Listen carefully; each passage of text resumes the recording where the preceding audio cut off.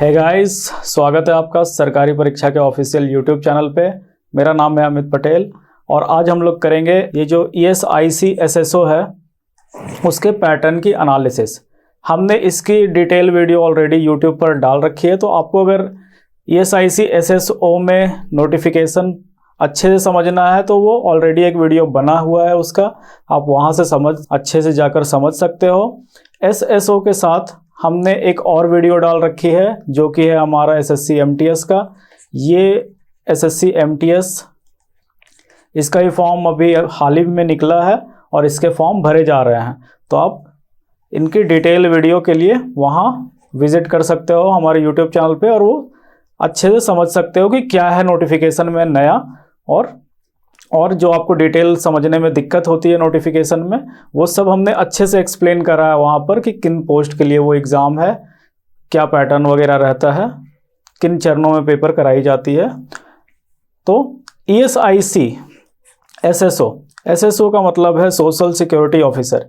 यहाँ पर केवल SSO का ही पेपर नहीं होता, इसमें मैनेजर ग्रेड 2 और सुपरिटेंडेंट, ठीक है, SSO मैनेजर और जो सुपरिटेंडेंट है, इन तीनों के लिए कंबाइंड वैकेंसी निकलती है।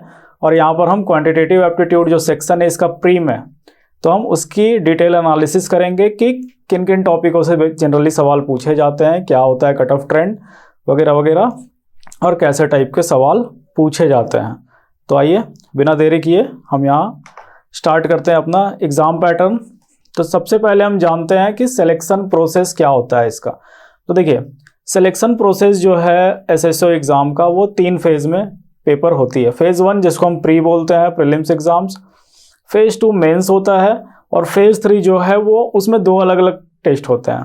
पहला तो कंप्यूटर स्किल चेक किया जाता है। कंप्यूटर स्किल में आपसे PPT बनवाया जाता है, एक्सेल सीट चेक किया जाता है आपका, मतलब वो देखता है कि आपके पास बेसिक नॉलेज है कि नहीं कंप्यूटर का।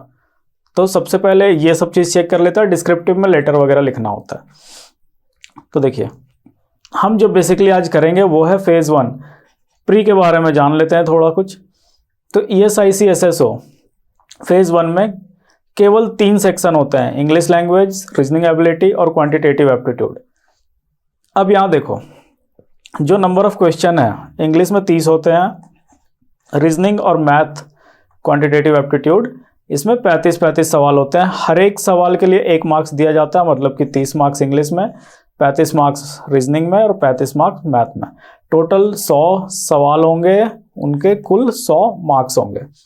अब यहाँ पर आप देख रहे हो कि 20 मिनट 20 मिनट और 20 मिनट बटा है, मतलब कि यहाँ सेक्शनल टाइमिंग का प्रावधान है। मतलब आपको इंग्लिश पेपर के लिए 20 मिनट मिलेंगे, वो खत्म होगा तभी आप रीजनिंग में स्विच करोगे और रीजनिंग के लिए भी आपको कितना मिलेंगे, 20 मिनट ही मिलेंगे। उसके बाद आप क्वांटिटेटिव एप्टीट्यूड पे स्विच करोगे और उसके लिए भी आपको 20 मिनट ही दिए जाएंगे, मतलब कुल 60 मिनट दिया जाएगा। यहाँ पर जो पॉजिटिव मार्किंग है वो है हर एक सवाल के लिए 1 नंबर, और जहाँ आप गलत करते हो किसी सवाल को तो 1/4 जो है वो डिडक्ट हो जाएगा, मतलब निगेटिव मार्किंग जो है वो 0.25 है।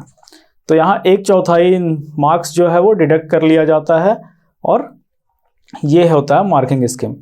तो ये जो SSO का पेपर है तो हम देखेंगे कि ये कैसा पूछता है, मतलब इसका लेवल क्या होता है पेपर का।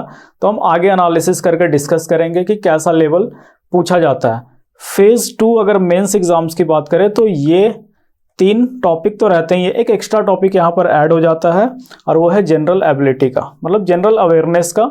जनरल अवेयरनेस के साथ उसमें इकोनॉमिक्स और फाइनेंस भी वो पूछता है, और यहाँ नंबर ऑफ क्वेश्चन जो है वो बढ़ जाते हैं, ठीक है।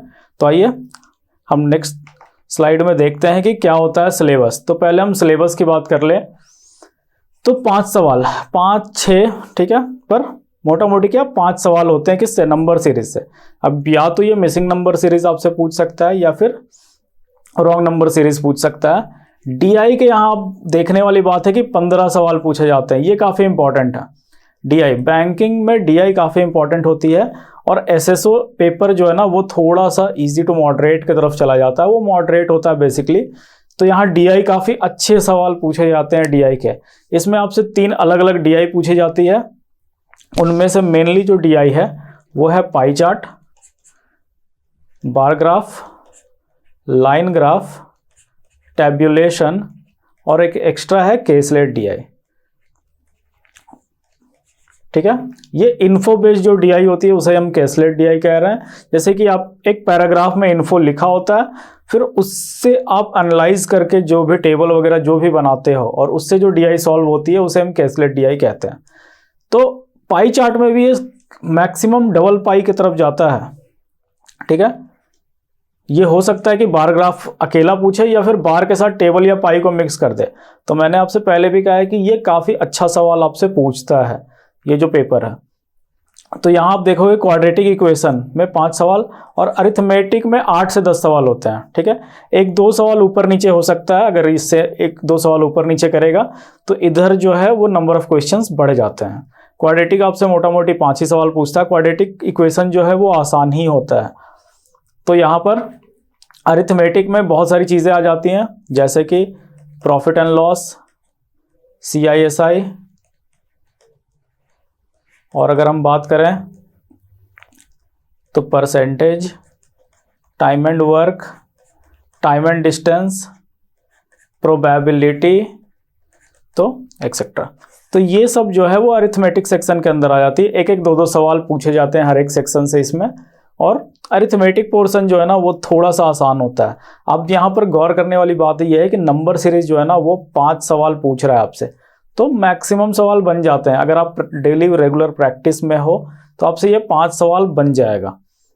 डीआई के लिए आपको अच्छे से मेहनत करने की ज़रूरत है। वो अगर एक बार आप अच्छे से प्रैक्टिस कर लेते हो हर एक टाइप के डीआई, मैं यहाँ बात कर रहा हूँ कि आप जितना ज़्यादा डीआई बनाओगे उतना ज़्यादा डीआई जो है उसमें समझ बढ़ेगी आपकी और कैलकुलेशन आसान हो जाएगा। आप देखकर ही कैलकुलेट कर पाओगे। तो यहाँ पर डीआई जो है वो केवल प्रैक्टिस से ही मास्टर की जा सकती है। और ये सारे बैंकिंग एग्जाम जैसे ही आप मेंस में जाओगे ना काफ़ी इंपॉर्टेंट रोल प्ले करेगा ये डीआई। क्वांट में अगर मैं बात करूँ, क्वाड्रेटिक इक्वेशन आसान होता है, वो लगभग स्कोर आप अच्छा गेन यहाँ पर कर सकते हो। पर यहाँ पर जो दिक्कत वाली बात है वो ये है कि आपको केवल क्वांट में 20 मिनट ही दिए जाते हैं। अब देखो भैया 20 मिनट में 35 सवाल करने हैं, ठीक है। हो सकता है कि आप कर लो, पर हो सकता है कि आपसे 35 सवाल ना हो पाए। तो यहाँ पर ये डिसीजन लेना बहुत ज़रूरी है कि कौन से सवाल छोड़ने हैं और कौन से सवाल को बनाने हैं। बैंकिंग पूरा जो पेपर होता है ना, बैंकिंग और इंश्योरेंस का जो पूरा पेपर ऐसा ही डिज़ाइन किया जाता है कि आपको देखकर तुरंत डिसाइड करना पड़ता है कि ये सवाल मैं पढ़ूँ भी ना, ठीक है, बनाने वाला ही पढ़ूँ। अगर मैं पढ़ रहा हूँ, टाइम दे रहा हूँ, तो वो बनने चाहिए, और बनने चाहिए तो सही बनने चाहिए, क्योंकि 20 मिनट का ही समय है आपके पास, सेक्शनल टाइमिंग है यहाँ पे। तो आप कोशिश करो कि जो सवाल आप पढ़ रहे हो, टाइम दे रहे हो, आप देख कर ही सवाल छोड़ दो कि ये मैं अभी के लिए छोड़ रहा हूँ, लास्ट में अगर समय बचता है तब मैं इस दोबारा जाऊँगा और इसको अटेम्प्ट करूँगा। तो यहाँ पर ये समझ बहुत ज़रूरी है कि कौन से सवाल पहले अटेम्प्ट में बनाने हैं, कौन से दूसरे अटेम्प्ट में, और किसको सबसे लास्ट के लिए रखना है। अरिथमेटिक का पोर्शन थोड़ा सा आसान होता है, इजी टू मॉडरेट साइड, और इसमें भी अच्छा खासा आप स्कोर कर सकते हो। तो यहाँ पर मैं कट ऑफ आपको बता दूं कि पिछले साल जब इसका पेपर हुआ था लास्ट, तो यहाँ पर इसका जो लास्ट पेपर हुआ है उसमें जो कट ऑफ है, ये जो कट ऑफ है, तो आप देखोगे कि 62 मार्क्स SC कट ऑफ थी। कैटेगरी कट ऑफ यहाँ पर जब इतना जा रहा है, OBC कट ऑफ देखो 66 है, और UR जनरल कट ऑफ की बात करें तो 71 है। तो ये है मेरा जनरल कट ऑफ, मतलब कि आपको 70 से 75 नंबर तो लेकर ही आने हैं। अगर आप 70 से 75 नंबर लेकर आते हो तभी आप पॉसिबिलिटी बनती है कि आप क्वालिफाई करोगे। ये पेपर क्वालिफाइंग होता है, मतलब मेरिट इस पे नहीं बनेगी, मेरिट बनेगी जो मेंस एग्ज़ाम होता है उस पे। तो ये आपको ये क्वालिफाई करके जाना है केवल मेंस तक। अब देखो यहाँ क्योंकि ये सेक्शनल में टाइमिंग में बटा था, तो यहाँ हर एक सेक्शन का ना अलग कट ऑफ होता है। तो मैं केवल UR की ही बात करूँगा। तो जैसे इंग्लिश लैंग्वेज में आप जो देख रहे हो सेक्शन, वो कितना है 13, रीजनिंग में 15 मतलब 15.75, और यहाँ पर है 15.75। तो इसका मतलब ये है, मैं आपको ये सेक्शनल कट ऑफ भी समझा देता हूँ कि आपको हर एक सेक्शन में मिनिमम इतना स्कोर करना ही है। जो बिना सेक्शन के एग्जाम होते हैं ना उसमें केवल ओवरऑल कट ऑफ देखी जाती है। मतलब आपने अगर 71 क्लियर कर लिया, आपका पेपर निकल गया। पर यहाँ पर जो बैंकिंग स्ट्रक्चर है वो ऐसे डिफाइन होता है कि आपको हर एक सेक्शन का जो मिनिमम कट ऑफ है, जैसे अगर आपने मान लो कि 71 ना करके आपने 75 स्कोर कर लिया था, इसमें मान लो कि 20 से ऊपर थे, जहां इसमें 13 से कम होता ना तो आपका ये पेपर क्लियर नहीं होता। क्यों? क्योंकि आपको सेक्शनल कट ऑफ भी आपका क्लियर होना बहुत जरूरी है। मतलब हर एक सेक्शन का जो मिनिमम क्वालिफाइंग मार्क्स डिसाइड हुआ है वो आपको क्रॉस करना ही पड़ेगा। उसके साथ साथ ओवरऑल भी देखना है कि ओवरऑल भी आपको पार करना पड़ेगा, तब जाके ये क्या होगा, आपका पेपर क्वालिफाई होगा। तो ये काफ़ी आसान है। यहाँ बस एक ही चीज़ चाहिए, वो है प्रैक्टिस, और आप अनलिमिटेड मॉक प्रैक्टिस कर सकते हो हमारे सरकारी परीक्षा के वेबसाइट पर जाकर। वहाँ अनलिमिटेड मॉक हमने दे रखे हैं, तो आप वहाँ जाएं और अनलिमिटेड इसकी प्रैक्टिस शुरू कर लें। तो आइए हम यहाँ डिस्कस करेंगे कि किस तरह के सवाल पूछे जाते हैं। तो 2-4 सवाल ही मैं लेकर आया हूँ यहाँ पर, क्योंकि इसका अगर मैं आपके लिए आगे आने वाले दिनों में मैं इसका एक कंप्लीट वीडियो लेकर आऊँगा, जिसमें मैं एक पूरा पेपर डिस्कस करूँगा क्वांट का, जिसमें मैं बताऊँगा कि किस तरह के सवाल पूछे जाते हैं और कैसे सवाल होते हैं, मतलब उसका डिफ़िकल्टी लेवल क्या होता है, और मैं आपको अप्रोच बताऊँगा कि सही अप्रोच क्या है उस सवाल को करने का। क्योंकि यहाँ पर आपको समय बचाना है, तो समय बचाने का मतलब है कि आपको अप्रोच सही रखना होगा, क्योंकि यहाँ स्पीड काफ़ी मैटर कर रही है। और स्पीड के साथ एक और चीज़ मैटर करती है, वो है एक्यूरेसी। आपने जो बनाया है, कितना भी जल्दी बनाया हो, अगर वो एक्यूरेट नहीं है तो नंबर नहीं देकर जाएगा। तो यहाँ पर स्पीड के साथ साथ एक्यूरेसी, और वो केवल एक चीज़ से मास्टर होगी, वो है हमारा प्रैक्टिस। तो आइए नेक्स्ट सवाल की तरफ बढ़ते हैं और देखते हैं कि किस तरह के 2-4 सवाल ही अरिथमेटिक के लाया हूँ मैं। और मैं इसके लिए आपसे पहले भी आपको कहा कि इसके लिए मैं आगे आने वाले दिनों में एक कंप्लीट वीडियो लेकर आऊँगा, जिसमें मैं पूरा एक पेपर डिस्कस करूँगा आपसे कि कैसे सवाल होंगे। ठीक है, एक्सपेक्टेड जो सवाल हैं वो। तो आइए देखते हैं। इस तरह के ही आपसे पूछा जाता है यहाँ पर क्वाड्रेटिक इक्वेशन। ये क्वाड्रेटिक इक्वेशन काफ़ी आसान है, तो देखते हैं। ये सिंपल था, यहाँ डायरेक्ट आप मिडिल टर्म स्प्लिट कर सकते थे कि चलो ये है x² माइनस 7x, तो 7x को हम क्या लिख सकते हैं, 3x माइनस 4x, यहाँ प्लस 12 इजिकल टू, हमने बेसिकली इनको तोड़ लिया बीच से। तो यह है x minus 3 minus 4, x minus 3 is equal to 0, तो x minus 4 is equal to 0, x minus 3 is equal to 0। यहाँ से x का जो वैल्यू है वो है 4 और 3। वैसे ही हम y को सॉल्व अगर कर लेते हैं, तो y को जैसे ही मिडिल टर्म स्प्लिट करेंगे हम, तो ये 4y माइनस 5y में टूट जाएगा, प्लस 20 इज इक्वल टू 0। तो y माइनस 4, यहाँ से 5 है, ये भी हो जाएगा मेरा y माइनस 4। तो यहाँ से y minus 4 is equal to 0, और ये है y minus 5 is equal to 0। बीच में हमने एक स्टेप छोड़ा है इन दोनों में, ठीक है, वो अंडरस्टैंडेबल है कि ऐसे होगा। y इज इक्वल टू 4 और यहाँ पर है 5। तो अब कंपेयर करेंगे इन दोनों को बेसिकली।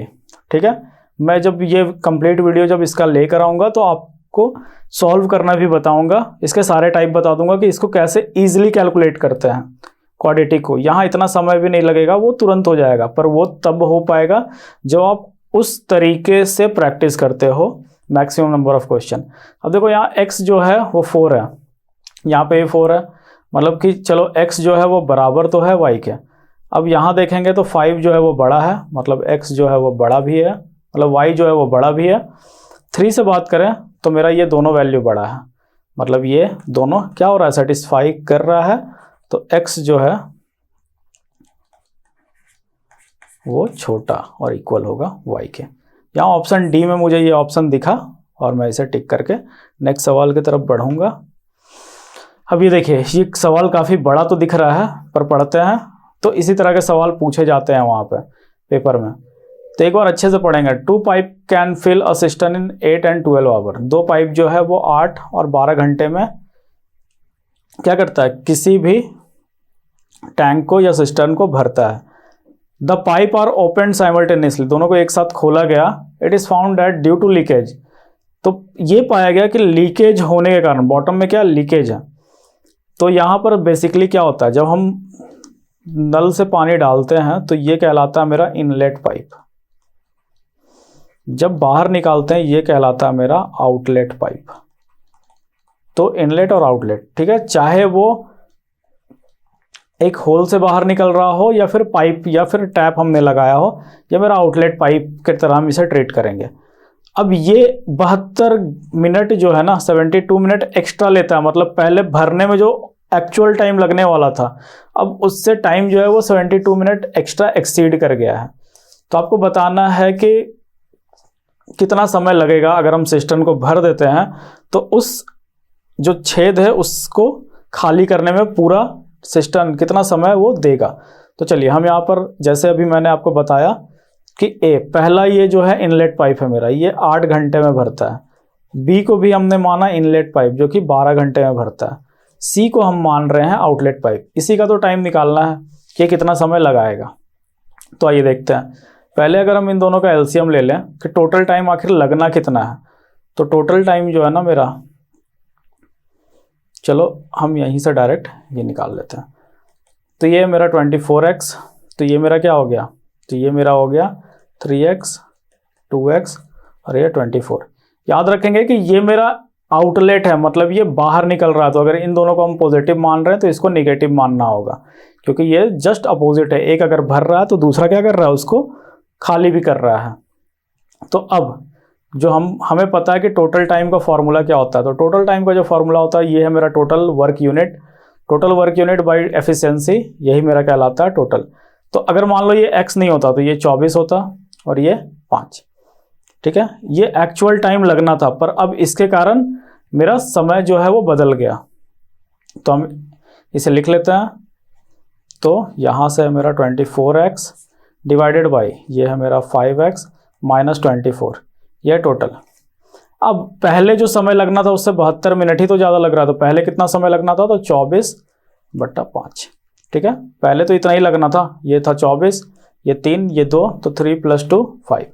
पर अब 72 मिनट ज़्यादा लग रहा है। ये टाइम मेरा आवर में है, तो हम इसे 60 से डिवाइड कर लेंगे, ये हो जाएगा 6/5।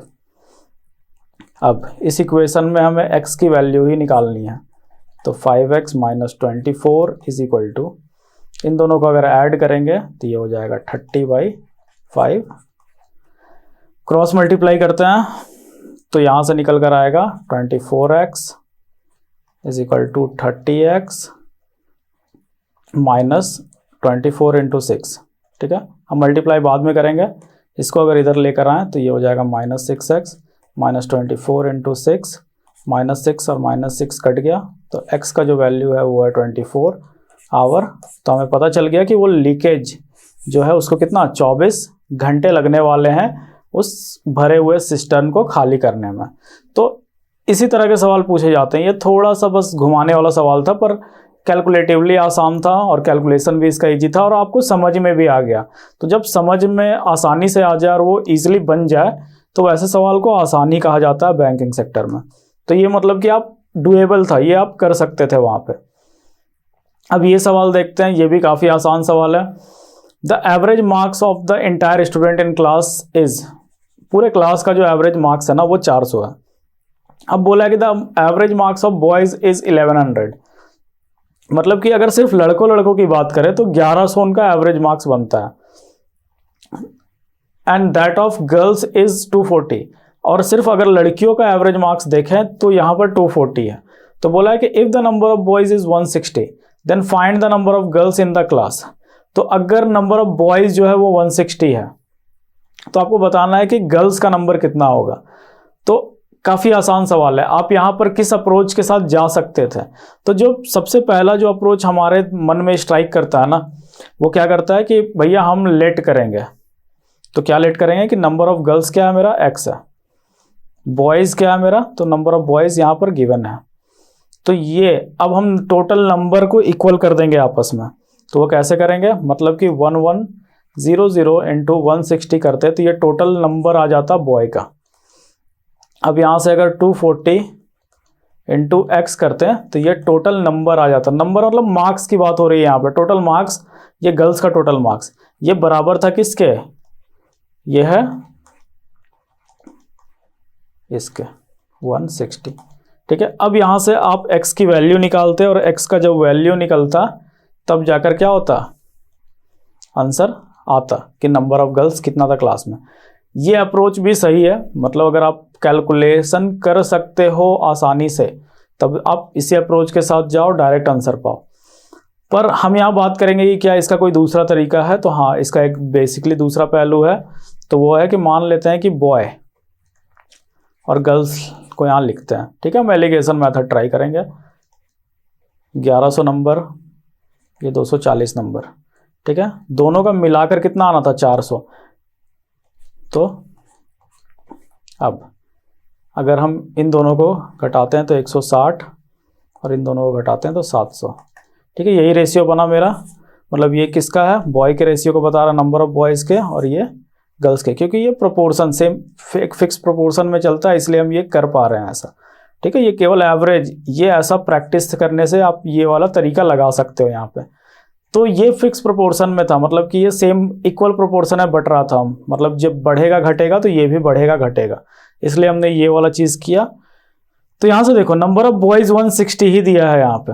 ठीक है, आप यहाँ से रेशियो निकालते काट कर, तो क्यों उतना मेहनत करें, जब ये 160 दे दिया है और 160 ही आया है तो इधर क्या होगा, 700 होगा, तो बी जो है मेरा वो 700 होगा। तो बेसिकली ये ना आपसे यही अप्रोच का डिमांड कर रहा था, मतलब कि यहाँ पर ये सवाल देने का यही एक मकसद था कि आपसे ये अप्रोच ट्राई करवाया जाए और आप इस अप्रोच के साथ कम समय में आगे बढ़ जाएं सवाल बनाकर। तो बेसिकली जो ये सब पेपर जो कंडक्ट करवाती है ना बॉडी, तो ये चाहती है, ये आपसे नहीं चाहती कि आप इतना ज़्यादा कैलकुलेशन करें, ये बस आपसे चाहती है कि आप कितना स्मार्ट अप्रोच रखकर उसे बना लेते हो। तो आइए नेक्स्ट सवाल की तरफ बढ़ते हैं। ये तो काफ़ी आसान सवाल है, पर आप जब पढ़ोगे तो आपको लगेगा कि नहीं, इसमें दो अलग अलग वेरिएबल है, ये टफ हो जाएगा। तो आइए देखते हैं। बोला है कि एक ट्रेन जो है वो क्रॉस कर रहा है ब्रिज को कितने, 20 सेकंड में, और एक प्लेटफॉर्म को क्रॉस कर रहा है 15 सेकंड में। अगर प्लेटफॉर्म का लेंथ यहाँ गिवन है कि 260 मीटर है, तो स्पीड ऑफ ट्रेन वो भी गिवन है कितना, 72 किलोमीटर पर आवर। पहले हम स्पीड को जो है ना वो 72 से मीटर पर सेकंड में बदलेंगे, तो 5/18 करते हैं, यहाँ से ये कटेगा, ये हो जाएगा 20 मीटर पर सेकंड। अब ये मेरे लिए आसान है बनाना, क्योंकि आंसर भी मुझे मीटर में चाहिए और सब कुछ मीटर और सेकंड में ही गिवन है।